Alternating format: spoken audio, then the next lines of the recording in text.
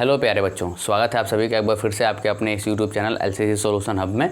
यहाँ हम पढ़ते हैं कक्षा 9वीं 10वीं 11वीं 12वीं के लिए फिजिक्स, केमिस्ट्री और मैथ। दोस्तों आजकल हम क्लास 11th के केमिस्ट्री को पढ़ रहे हैं, जहाँ हम अपना पहला चैप्टर रसायन विज्ञान की कुछ मूलभूत अवधारणा को स्टार्ट किए हैं। इसका हमने एक वीडियो अपलोड कर दिया है। उस वीडियो में हमने समझा था रसायन विज्ञान किसको कहते हैं, रसायन विज्ञान की परिभाषा क्या होती है, और ख़ास तौर पर हमने उस समय ये ध्यान रखा था कि रसायन विज्ञान में द्रव्य का अध्ययन किया जाता है और उस द्रव्य का वर्गीकरण करते समय दो बातों का ध्यान रखा जाता है कि द्रव्य का वर्गीकरण दो भागों पर किया जाता है। एक होता है आपका भौतिक और दूसरा होता है क्या दोस्तों, रासायनिक। तो हमने भौतिक अवस्था पर उस द्रव्य का वर्गीकरण किया था, तो हमें प्राप्त हुआ था तीन अलग अलग प्रकार के पदार्थ, जिनमें पहला पदार्थ प्राप्त हुआ था ठोस, दूसरा प्राप्त हुआ था द्रव और तीसरा प्राप्त हुआ था गैस। तो ये तो हमने भौतिक रूप में बांट रखा था, लेकिन यहाँ आज हम पढ़ने वाले हैं उसी पदार्थ का वर्गीकरण करके किसके रूप में, रासायनिक के रूप में। या फिर ये कह सकते हो आप कि हम पदार्थ का वर्गीकरण करने वाले हैं किसके आधार पर, रासायनिक गतिविधियों के आधार पर। हम देखेंगे कि यदि किसी पदार्थ का रासायनिक वर्गीकरण किया जाता है तो पदार्थ कितने प्रकार के निकल के आते हैं। दोस्तों हमने पिछले वीडियो में आपको एक टेबल बनवाया था, उस टेबल में पूरा वर्णन किया गया था कि पदार्थ को कितने कितने भागों में बताया गया है, बांटा गया है। यदि अभी तक आपने हमारे उस पिछले वीडियो को नहीं देखा है तो ऊपर आई बटन पर क्लिक करके आप हमारा पिछला वीडियो देख सकते हो। और दोस्तों वीडियो स्टार्ट करने से पहले हम आपसे रिक्वेस्ट करना चाहेंगे कि आप यदि कोई भी क्लास ले लेते हो तो उस क्लास के सारे वीडियो को सीक्वेंस में देखते रहिएगा। इसका मतलब यह है कि पहला वीडियो देख लिया तो दूसरा वीडियो देखें, दूसरा वीडियो देखने के बाद ही तीसरा वीडियो देखें, क्योंकि तीसरा वीडियो एक ही बार आप देखोगे तो आपको थोड़ी सी बातें कम समझ में आएगी। तो चलिए हम स्टार्ट करते हैं आज की अपनी इस क्लास को। यहाँ हम पढ़ने वाले हैं पदार्थ का रासायनिक वर्गीकरण। तो देखो आपको टेबल के अनुसार ये प्राप्त हुआ होगा कि यदि पदार्थ का रासायनिक वर्गीकरण करते हैं तो पदार्थ दो प्रकार के होते हैं। पहला आपका होता है शुद्ध पदार्थ और दूसरा आपका होता है अशुद्ध पदार्थ। इस अशुद्ध पदार्थ को आपने नाम दिया था क्या, मिश्रण। तो हम यहाँ एक एक टॉपिक का वर्णन करने वाले हैं। हम ये देखेंगे कि शुद्ध पदार्थ क्या होता है और अशुद्ध पदार्थ क्या होता है। तो हमारा आज का पहला टॉपिक होगा शुद्ध पदार्थ। हम पढ़ेंगे, डेफिनेशन यहाँ लिखेंगे कि शुद्ध पदार्थ क्या होता है। दोस्तों आप फटाफट बता दो, आपको पता है, आप पीछे से पढ़ते पढ़ते आ रहे हो कि एक पदार्थ छोटे छोटे कणों से मिलकर बना होता है। तो यहाँ तो पदार्थ की हम बात कर रहे हैं। शुद्ध पदार्थ क्या होता है, शुद्ध पदार्थ उसको बोलोगे कि वे पदार्थ जिनमें जितने भी कण होंगे वो सभी कण एक ही जैसे यदि हैं तो वो बोला जाएगा शुद्ध पदार्थ। आप डिफिनीशन क्या लिख सकते हो शुद्ध पदार्थ की, वे पदार्थ जिनमें घटक कण केवल एक ही प्रकार के हों। या ये कह सकते हो कि वे पदार्थ, या ये कह सकते हो वे पदार्थ जो केवल एक ही प्रकार के घटक कणों से मिलकर बने होते हैं। तो ये तो आपने देख लिया शुद्ध पदार्थ की परिभाषा क्या होती है। अब आप टेबल के हिसाब से ये जान पाओगे कि इस शुद्ध पदार्थ को भी हमने बांटा था, और ये शुद्ध पदार्थ आपके बटे थे कितने हिस्सों में दोस्तों, दो हिस्सों में। जहां हमारा पहला हिस्सा आया था, पहला पार्ट हुआ था तत्व और दूसरा क्या हुआ था, यौगिक। तो शुद्ध पदार्थ कितने प्रकार के हो गए दोस्तों, दो प्रकार के। पहला कौन सा, तत्व, और दूसरा हो गया क्या, यौगिक। तो हम ये देख सकते हैं, कह सकते हैं कि शुद्ध पदार्थ दो प्रकार के होते हैं, प्रकार के होते हैं। कौन कौन से होते हैं दोस्तों, पहला हमारा जो प्रकार आता है उस प्रकार को आप लिख सकते हो तत्व, और जो दूसरा प्रकार आता है उसको आप कह सकते हो क्या, यौगिक। तो जैसे हमने एक का वर्णन किया कि शुद्ध पदार्थ की डिफिनीशन हमने पढ़ी, वैसे ही हम यहाँ पढ़ेंगे तत्व क्या होता है और यौगिक क्या होता है। तो हमारा अगला जो टॉपिक होने वाला है वो टॉपिक होगा आपका तत्व, और तत्व को इंग्लिश में कहते हो क्या, एलिमेंट। तो हम समझेंगे तत्व क्या होता है।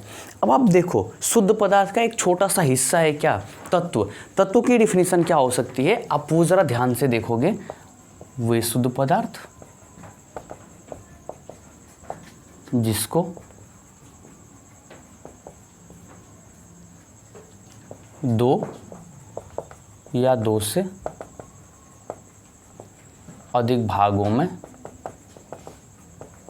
विभाजित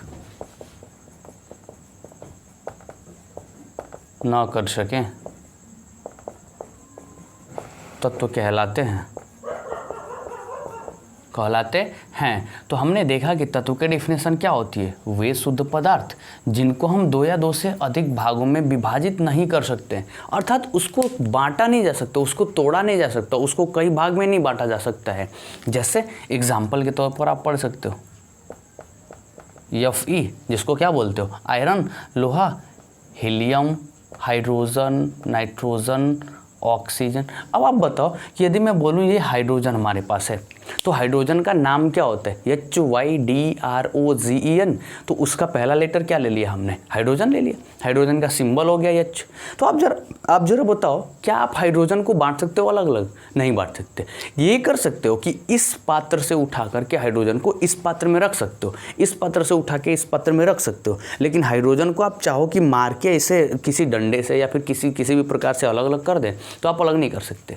एग्जाम्पल समझो आप, ऑक्सीजन पर, जो हम हवा लेते हैं, जो हम सांस लेने के टाइम पर हवा ऑक्सीजन अंदर लेते हैं, उससे आप ऑक्सीजन कहते हो।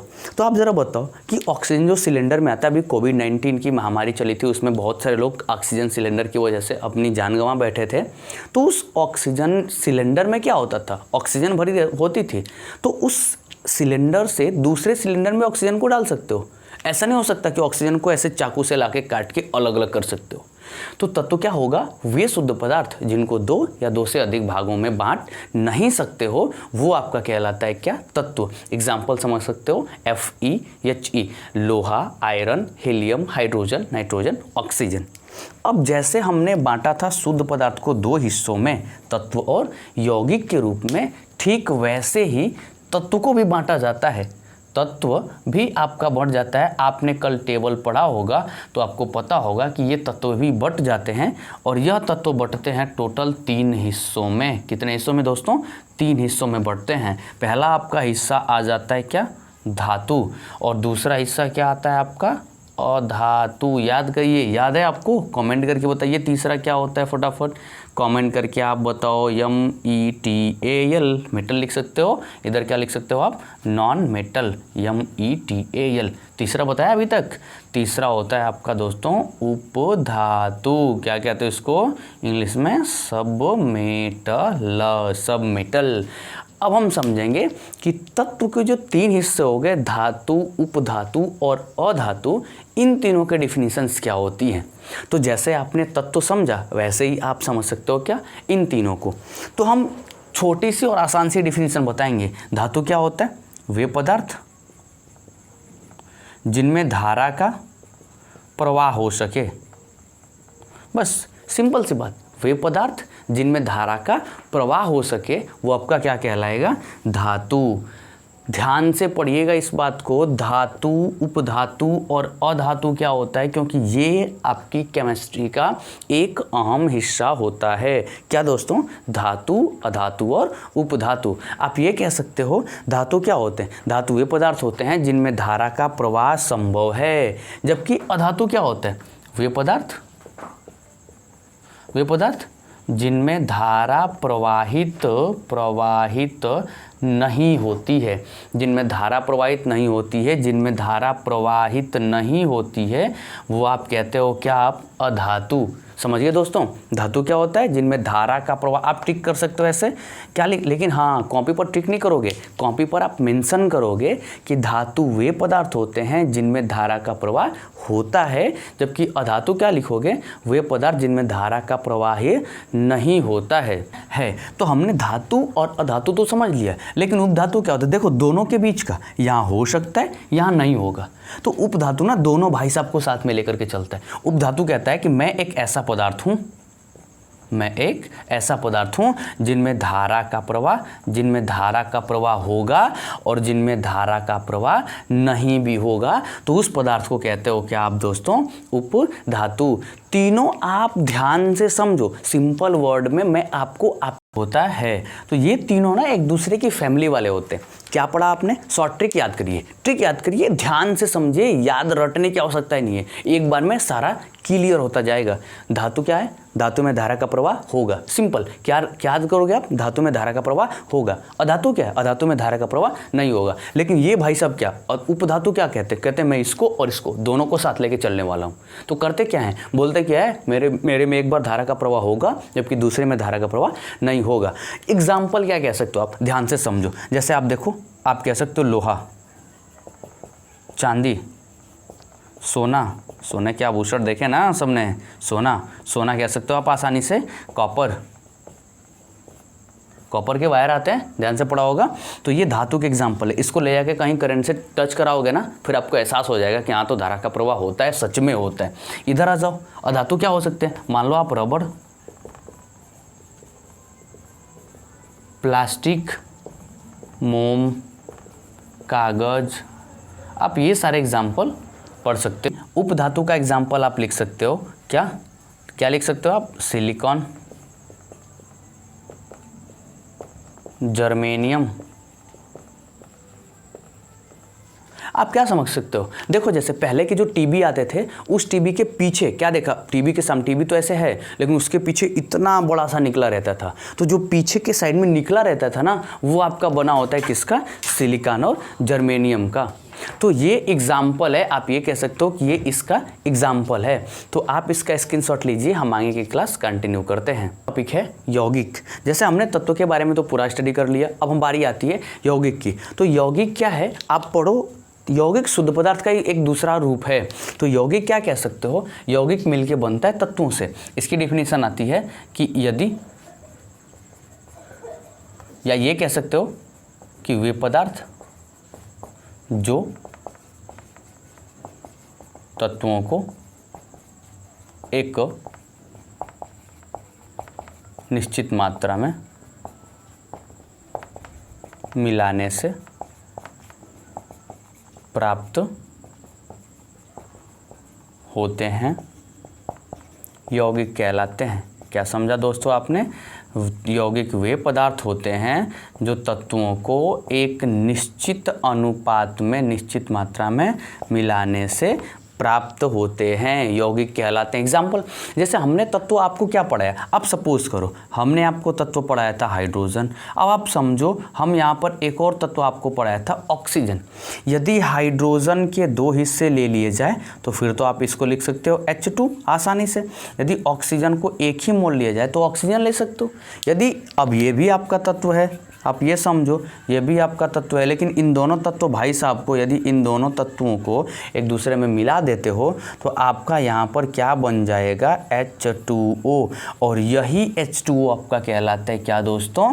यौगिक। अब आप फटाफट कमेंट करके बताइए, ये टॉपिक क्लियर है मक्खन आपके लिए? यौगिक, यौगिक क्या बोलोगे? वे पदार्थ जो तत्वों को एक निश्चित मात्रा में मिलाने पर। अब आप कहीं से भी जल लेके आओ, हैंडपाइप से लेके आओ, कुएं से निकाल के लेके आओ, नहर से लेके आओ, नाले से लेके आओ, समुद्र से लेके आओ, कहीं से भी, या वर्षा का पानी लेके आओ, कहीं से भी पानी लेकर आओगे, जल लेकर आओगे, तो उसमें हमेशा 2 हाइड्रोजन 1 ऑक्सीजन, 2 हाइड्रोजन 1 ऑक्सीजन, ये मात्रा कभी भी बिगड़ने वाली नहीं है। तो ऐसी मात्रा को बोला जाता है निश्चित मात्रा। और यौगिक किससे प्राप्त होते हैं? तत्वों के निश्चित मात्रा में मिलाने से। तो यौगिक जो हमने अभी अभी इस टॉपिक को मक्खन किया है, हमारा अगला टॉपिक होने वाला है यौगिकों के प्रकार। हमने यौगिकों को बांटा था तो 2 हिस्से निकल के आए थे, कौन कौन से? कार्बनिक यौगिक और अकार्बनिक यौगिक। तो आप ऐसे टॉपिक लगा लो, क्या? यौगिकों के प्रकार। 2 प्रकार के होते हैं। कितने प्रकार के होते हैं तो दोस्तों? यौगिक 2 प्रकार के होते हैं। तो हमारा पहला जो प्रकार आता है वो आपका आता है कार्बनिक यौगिक। और जो दूसरा प्रकार आता है वो आप क्या कह सकते हो? दूसरा आपका प्रकार आता है अकार्बनिक यौगिक, कार्बनिक यौगिक। तो हो गए आपके यौगिक दो प्रकार के, कार्बनिक यौगिक और अकार्बनिक यौगिक। अब फटाफट से हम मक्खन करने वाले हैं इस टॉपिक को भी, क्या होता है कार्बनिक और अकार्बनिक यौगिक। तो देखो, कार्बनिक यौगिक उसे कहते हैं कि वे यौगिक जो जीवित स्रोतों से प्राप्त हो, स्रोतों से प्राप्त होते हैं। वे यौगिक जो जीवित स्रोतों से प्राप्त होते हैं, वे यौगिक जो जीवित स्रोतों से, उन्हें हम कार्बनिक यौगिक कहते हैं। वे यौगिक जो जीवित स्रोत से प्राप्त होते हैं। ये जीवित स्रोत क्या होता है? जैसे समुद्री जल, औषधि चट्टान, ये सारे क्या बोले जाते हैं? जीवित स्रोत बोले जाते हैं। अब पहाड़ दिन प्रतिदिन बढ़ते ही जाते हैं ना, उनकी ऊंचाइयां बढ़ती जाती है, तो उनको आप कहते हो क्या? वो जीवित स्रोत हैं। एग्जाम्पल क्या कह सकते हो आप? एग्जाम्पल पढ़ सकते हो चीनी, मोम, आप इसमें पढ़ सकते हो ऐसे, आपका जल भी है, पेट्रोलियम, पेट्रोलियम। आप एक बात ध्यान रख लीजिए हमारी अच्छे से, ये जो पेट्रोलियम होता है ना, पेट्रोलियम कहाँ से? पेट्रोल बोले तो डीजल और पेट्रोल, कैरोसिन, ये सारे जितने भी सौंदर्य, आप सभी खास तौर पर लड़कियों से अपील है, ध्यान से सुनिएगा। आप जितना भी कॉस्मेटिक यूज़ करते हो, मतलब ये जो फेशियल वगैरह जितने भी पार्लर में यूज़ किए जाते हैं सामान, वो सारे के सारे सामान बनते तो हैं, लेकिन हमें पता नहीं होता उन सारे सामानों में ये पेट्रोलियम यूज़ किया जाता है।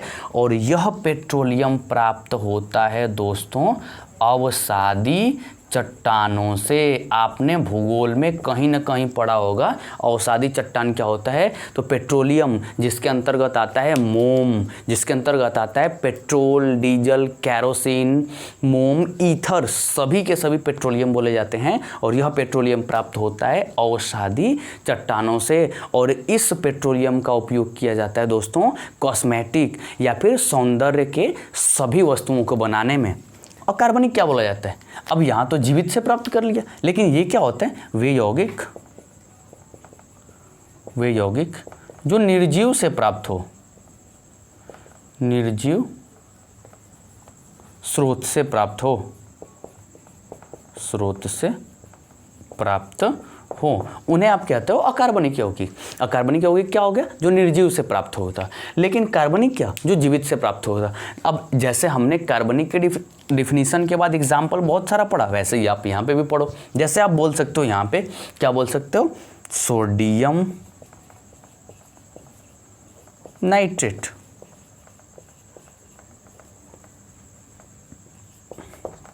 Calcium carbonate. अब ये सारे जितने भी एग्जाम्पल है ना, ये सारे जीवित रूप से प्राप्त नहीं होते, ये सारे के सारे प्राप्त होते हैं आपको निर्जीव रूप से। तो यस, अभी हम इस वाले टॉपिक में पढ़ रहे हैं यौगिक, और आप फटाफट नोट कर लो यौगिक क्या होता है। और यौगिक आप ध्यान से समझिए, यौगिक होते हैं दो प्रकार के, कौन कौन से? कार्बनिक, और दूसरा टॉपिक होता है अकार्बनिक। दोस्तों नोट्स भी बनाते चलिएगा, दावा मैं करता हूँ कि मुझ जैसा नोट्स कोई नहीं बनवा सकता है। और अपनी भाषा में समझाने वाला एकमात्र यूट्यूब चैनल है LCC सॉल्यूशन हब। इस चैनल को अपने सारे दोस्तों के साथ शेयर करते रहिए, जिससे इस प्रकार की पढ़ाई आपके सभी दोस्त कर सकें और आपके सभी के सभी दोस्त हर एक सब्जेक्ट में अव्वल आ सकें।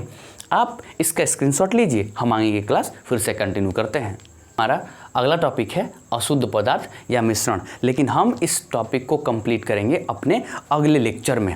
लेकिन दोस्तों वीडियो समाप्त होने से पहले हम आपको बता दें कि हम जितना भी आपको पढ़ा रहे हैं, आप जितना भी नोट्स कंप्लीट कर रहे हो, उस नोट्स को अपने घर पे एक बार रिवीजन जरूर करते रहें, क्योंकि हम आपके लिए इस बार लेकर आने वाले हैं वीकली टेस्ट को, साप्ताहिक टेस्ट को। हम आने वाली संडे को जितना भी पढ़ाया जाएगा उन सब का एक टेस्ट लेंगे और हम आपको प्रश्न देंगे और आप उस प्रश्न का आंसर करोगे। तो उस टेस्ट में शामिल होने के लिए आपको जितने भी बातें पढ़ाई जा रही है, जितना भी नोट्स बनवाया जा रहा है, उस नोट्स को घर पे एक बार रिवीजन करते रहिए।